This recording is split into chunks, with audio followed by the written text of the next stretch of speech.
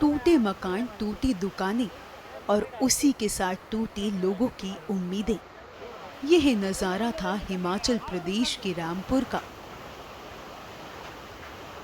जहां आसमान से आफत बनकर बारिश बरसी। जहां कहीं कभी सड़कें हुआ करती थी, आज वहां पानी और कचरा बह रहा है। पानी का बहाव इतना तेज है कि सामने जो कुछ आया उसे अपने साथ उखाड़ कर ले गया।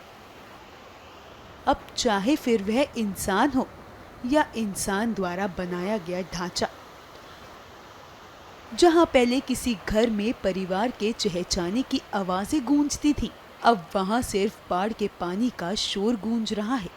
और उसी बाढ़ के पानी को देखकर लोगों के मायूस चेहरों पर हताशा साफ दिखाई दे रही है।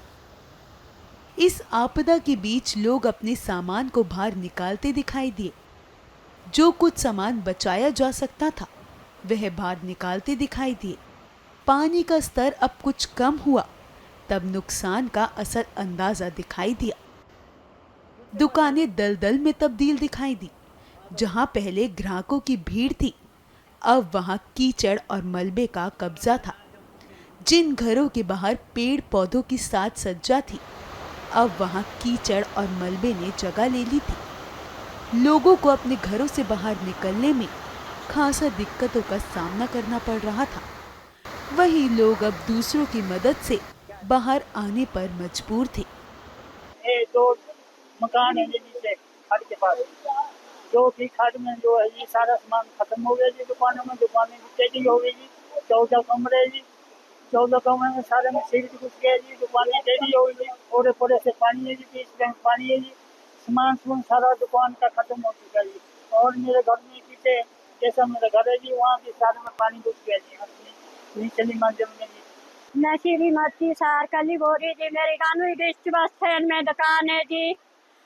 3:45 मुझे पता लगे, बोला बाढ़ आई, मैं चली गई वहाँ से।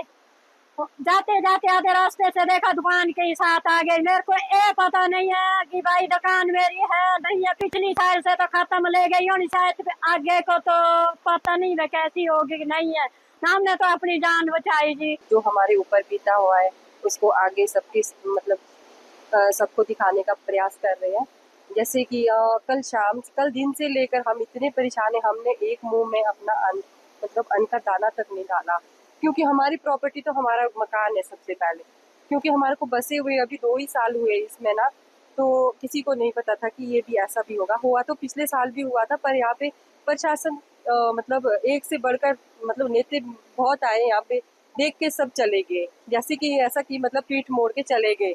उसके बाद हमारे को कुछ भी नहीं देखा उन्होंने, बस जैसे आए थे चले गए। तो हम ना उम्मीद किससे लगाएं? हम ये आप लोगों के न्यूज़ चैनल से हम मतलब बताना चाहते हैं कि मतलब हमारा कौन है।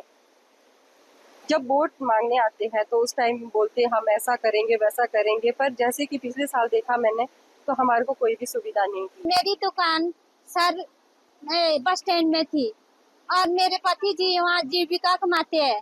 क्योंकि मेरे बच्चे पढ़ाने के 2 बच्चे हैं, वो अभी तक पढ़ाई पूरी नहीं हुई है, इसलिए जीविका हमारी यही है। हम एक हमारे दुकान में सर 2-2.5 फुट तो कचरा भरा है। सारा सामान खत्म हो गया, बेकार हो गया है। क्योंकि कल ही सब्जी ली थी और दुकान में सामान भी कल ही भरा था, वह सारा खत्म हो गया सर जी। पहले भी आपका नुकसान हुआ? हाँ जी, पिछली साल भी हमारी दुकानें बह गई थी और उस समय भी हमारा सामान बेकार हो गया था और कचरा भरा था। कभी प्रशासन वालों ने, ना पंचायत वालों ने, ना सेक्रेटरी प्रधान ने, किसी ने भी हमारा कुछ नहीं किया है। क्योंकि लोगों को सब कुछ मिला है सर, हम तो रह गए खड़े हाथ सर। प्रकृति का ऐसा कहर आज से पहले कभी नहीं देखा था। जहां लोग पहले खुशी खुशी अपना जीवन यापन कर रहे थे, अब वह अपनी जिंदगी में मेहनत से कमाई हुई संपत्ति को अपनी आंखों के सामने खत्म होता देखने को मजबूर थे।